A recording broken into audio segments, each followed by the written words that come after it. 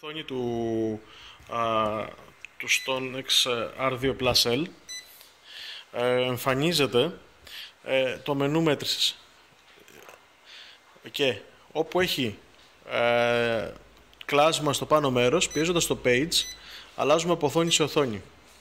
Μία από 4, 2 από 4, 3 από 4 οθόνες. Στο δεξί μέρος εμφανίζεται αν έχει αρκετή μπαταρία, αν είναι οριζοντιωμένο το όργανο εντός ορίου να αντισταθμιστεί. Στο κάτω μέρος αν έχουμε ενεργοποιήσει μέτρηση χωρίς πρίσμα ή με πρίσμα.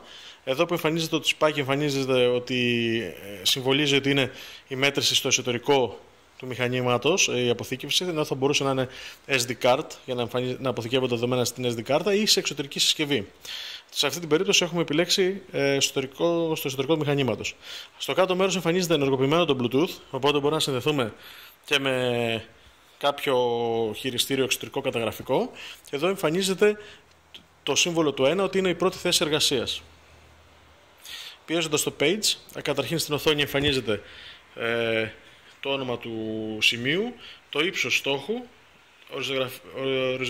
οριζόντια γωνία, κατακόρυφη γωνία και οριζόντια απόσταση. Με το page αλλάζουν αυτές οι ενδείξεις, οριζόντια και κλιμμένη υψομετρική διαφορά και αντίστοιχα εμφανίζονται διάφορες ενδείξεις. Εδώ εμφανίζεται ο χύψη East North κτλ. Εμφανίζεται το East North και ανάλογα πώς έχουμε ορίσει τις τάσεις μας εμφανίζονται αντίστοιχες πληροφορίες.